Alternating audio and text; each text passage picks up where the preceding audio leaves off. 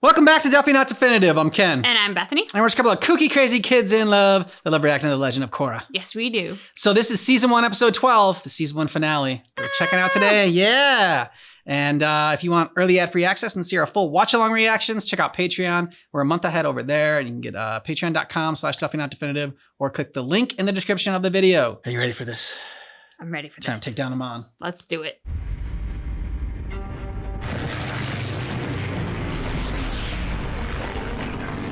I think we found our secret airfield.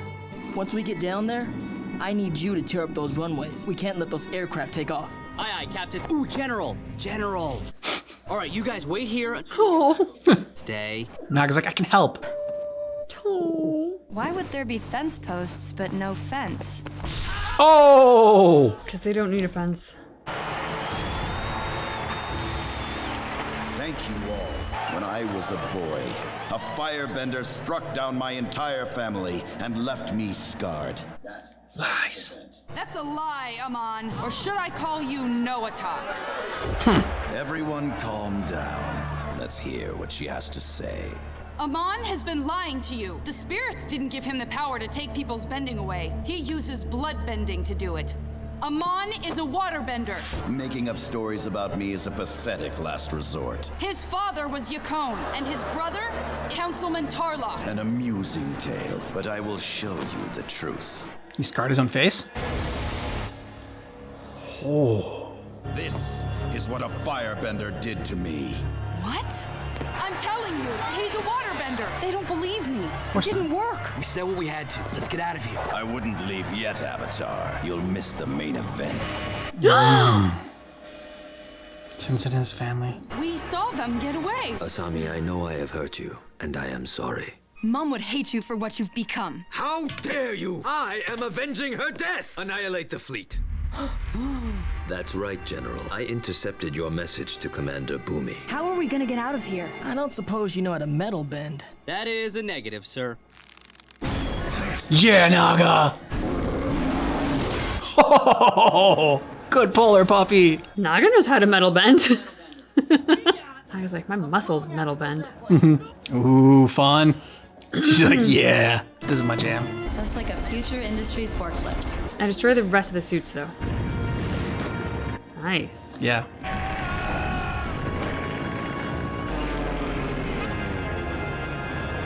Probably should have taken some flying lessons first. It's like brand new machine. You're welcome to come down here and try to stop me.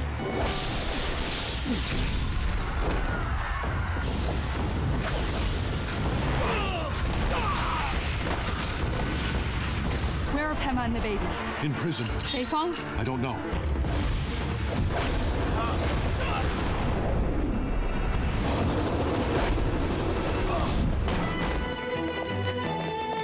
We'll create a diversion. Let's go get your mother and the baby.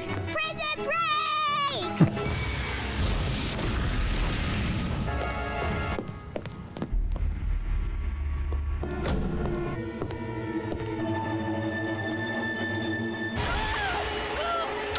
Yep, there it is. Let her go! No! Korra! It's a short show. I told you I would destroy you. Now we know it definitely has to be reversible.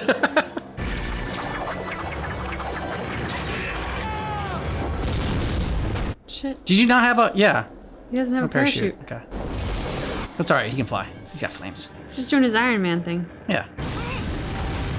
It's kind of more like Iron Man, Human Torch.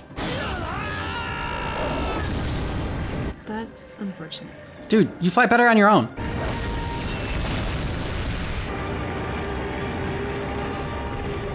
Right into the mask. Thanks for looking out for me, Aang.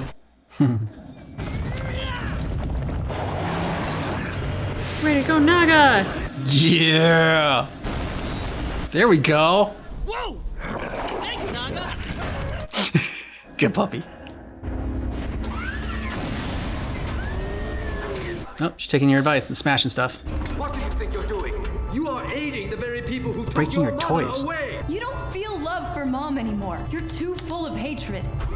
You ungrateful, insolent child!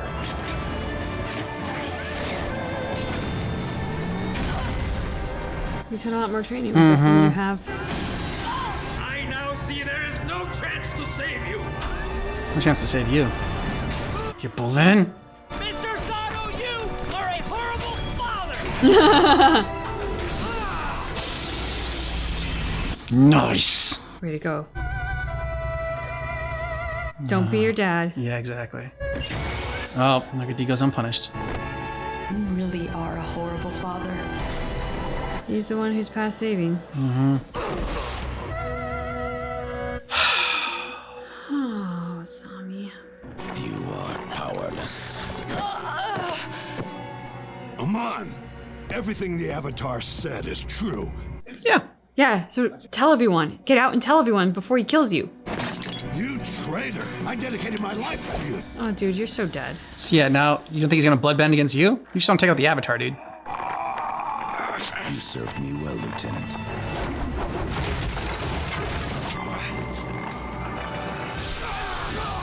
Shit. Mako. Oh! Nice. Mako, my bending. Everything will be all right. We just need to get out of here. Ugh.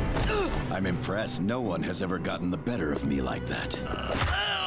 It's almost a shame to take the bending of someone so talented.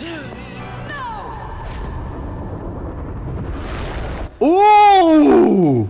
You didn't get all of it. She hadn't unlocked her airbending. Yep. I can airbend. Ew. Impossible. Ooh, he can still bloodbend. No, you don't. Did you see what happened? Could that be Evil Avatar? Yep, his makeup washes off.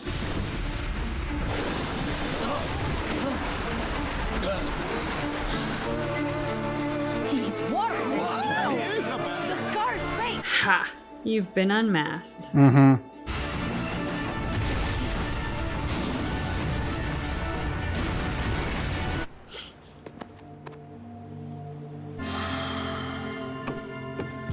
Noah talk. It's over, brother. I'm sorry for what I had to do to you. Our father set us on this path. I should have left with you when we were boys. Leave with me now. We have a second chance. We can start over together. You're all I have left in the world. Almost made it seem like they were on it together. Hey, at least you unlocked your airbending. Bro, not the time. Right. I'll just stand over here, quietly, in silence. You saved Republic City. But Amon got away. Yay! Uncle Boomy's here! Yes. Great. Now I have to entertain my brother. I went with him. The two of us together again. There's nothing we can't do. Yes, Noah talk. I'd almost forgotten the sound of my own name. I think he's gonna kill you. So do I.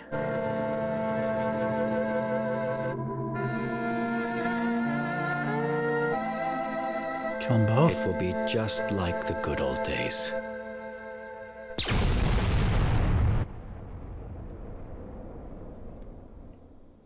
Oh!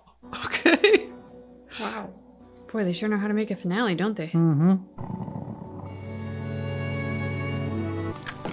I've tried everything in my power. I cannot restore Korra's bending. But you're the best healer in the world.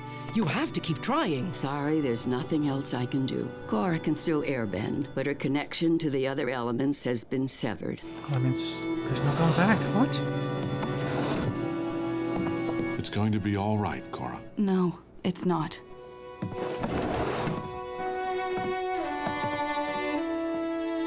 That's what can break the spell. True love's kiss. I'm here for you. Get on with your life. What are you talking about? I'm not the Avatar anymore. You don't need to do me any favors. I don't care if you're the Avatar or not. When Tarlok took you, I was losing my mind at the thought of never seeing you again. I realized I love you, Korra. I can't. Korra!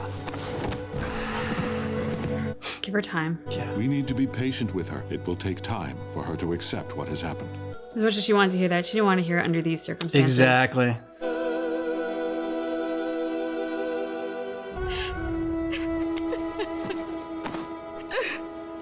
Not now, Tenzin. I just want to be left alone. But you called me here. Aang. You have finally connected with your spiritual self. How? When we hit our lowest point, we are open to the greatest change. Hey! He can restore it. They're the bendy ball! Bend your tears. You can do it. Ooh! Sweet! Ha! Bendy ball. And she went on to destroy and rule the world. Oh, hey Mako, I love you now. Say it again. Say that thing you said before. I love you too. They were married the next day.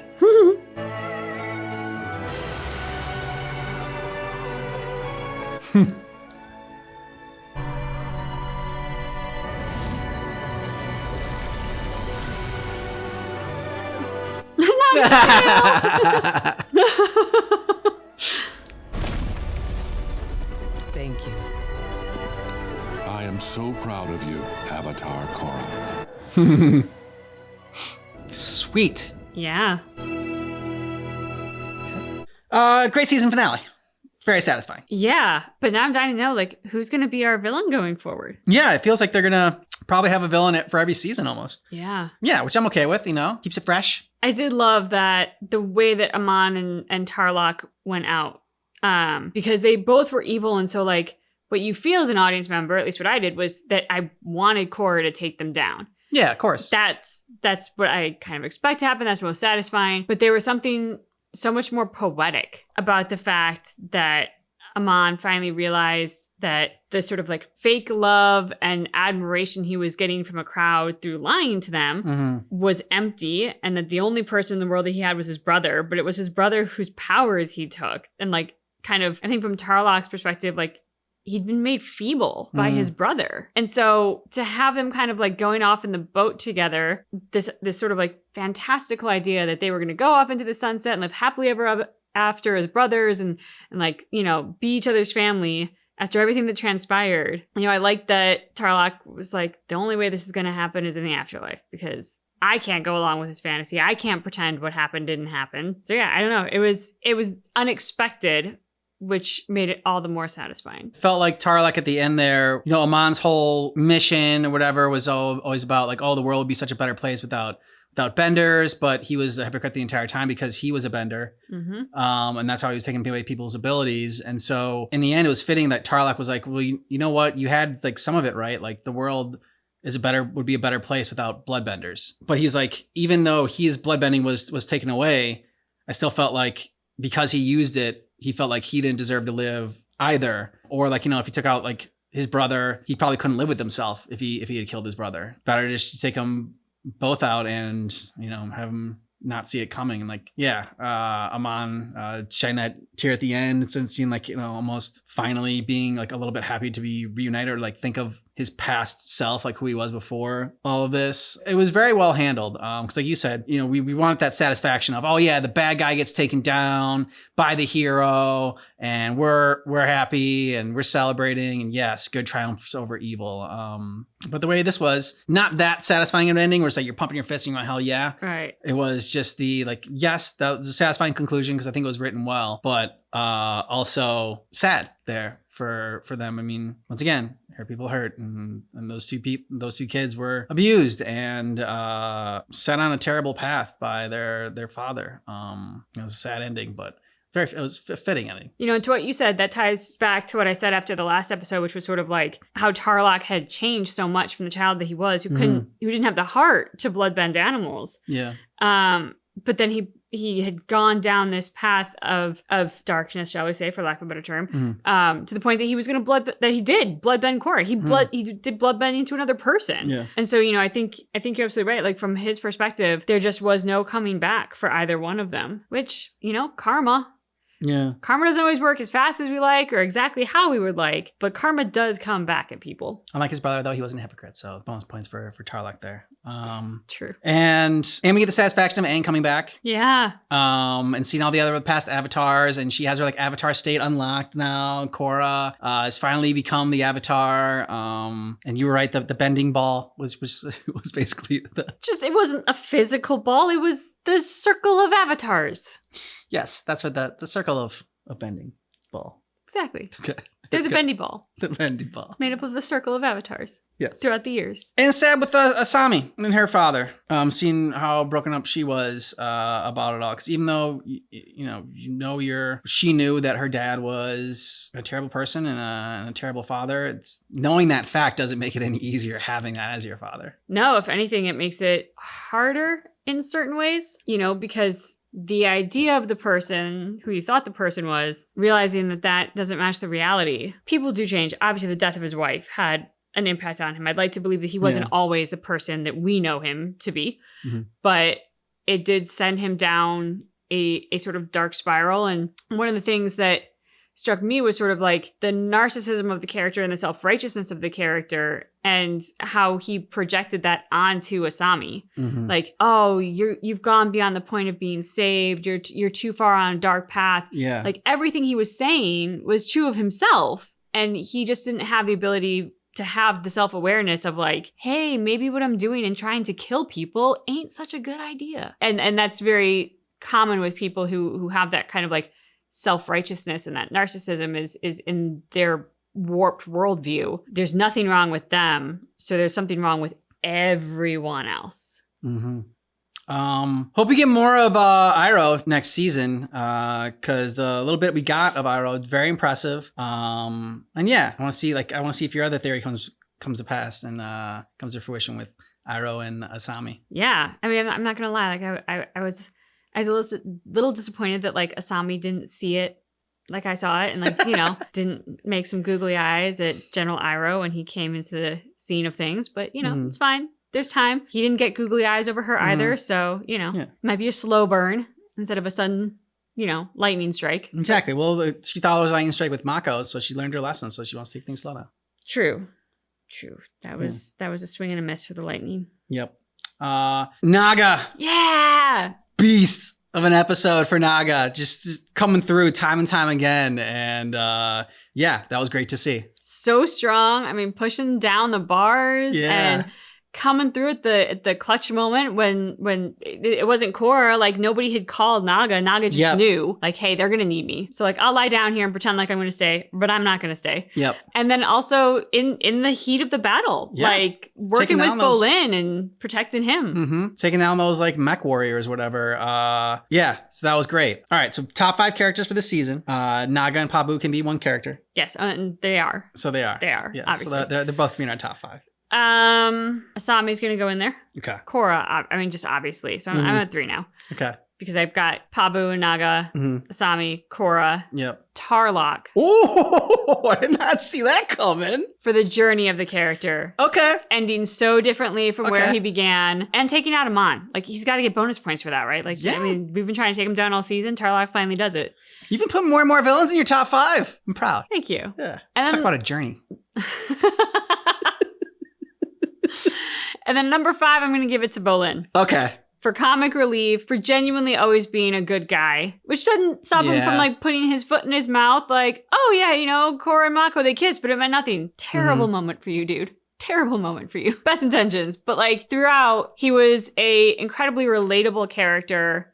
I feel like he showed in a lot of ways the best of humanity. Like if I had to pick a character that represented humanity, it would probably be Bolin. Yeah. His humor with Pabu, like some very serious moments that we just needed to laugh. And Bolin, more often than not, was bringing that. Okay. Top 3 are the same. Asami, Naga, Pabu, and Korra. Okay. Probably in that order too. I think Asami's my favorite character now. I didn't know if you're going to put Bolin in there. So I'm like, well, definitely got to put Bolin in there if you don't. But I'm going to put Mako because I enjoy Mako as a character. And I think the lightning, like from his fingertip and take out Amon when he was getting bloodbend, that was a badass moment. Yeah, he said a couple of those. And I don't know, both Asami and Korra after him. I mean, come on. Yep. So it's impressive. And then for the 5th spot, I don't know. I'm trying to think if there's anyone left out. Like I'm like maybe Lin, but I'm gonna go. I'd give it to Bolin as well. For all the reasons you said. That one episode with him and Pabu when he was kind of like at the restaurant or whatever, and they overate. Oh, the overeating one. Yeah, that was great too. But also when he was kind of like manipulating Pabu and like having him like dance around. Oh yeah. Then he kind of did the same thing with Tenzin. So definitely for Bolin there. But yeah, I had to put Mako in. And I have to do a special mention for Tenzin. He didn't get in the top 5, and this kind of like undervalues him in a sense. But it's really because he often was so serious, and he was like Jiminy Cricket. Like on Korra's shoulder. He was like the conscience, and he was wise, and he kind of guided us. But the reason that I'm doing a special mention is because he also came through in the clutch moments. Yeah. He showed up for the tournament that Korra did the first time around, even though she wasn't supposed to be there. And even though he had to point out that she wasn't listening to him and was kind of in trouble for that, he also acknowledged the work that she did out there and her skills, and took an interest in what she was about rather than just like the job he was supposed to do for her avatar journey. So for taking in the whole person and not just her abilities, and for acknowledging good parental instincts that he has, I gotta give him a special mention. I also like the fact that like they at least wrapped up the whole love triangle thing. Well, I think they did. We'll see if they continue it, but I'm just like, okay, all right, this comes to the conclusion. Like they're together and they're an item. It's like, all right, like let's get on board with that. And then now we gotta find someone, better for Asami, like Iroh. Yeah, exactly. Which I think if he comes back and we get more of him, he probably's gonna enter the top 5. I would say General Iroh. He's like he's got the name. And it was really impressive. Yeah. Like he comes in, he's the general of a whole fleet, and he's ready to get into the thick of it. Like, it's not like he was just ordering people around. No, like, he put himself in danger to protect his ships and his men. So, and everybody said about, the fact that it's like, hey, my grandfather always trusted the Avatar, so I'm going to do the same. Yeah. So that was good. All right, so on to season 2, and you can get our reactions for that right now over on Patreon. Links in the description of the video, or go to patreon.com/definitely-not-definitive. You can also see our full watch-along reactions that way. Thanks so much for watching The Legend of Korra with us, but just keep in mind that our reaction is definitely not definitive.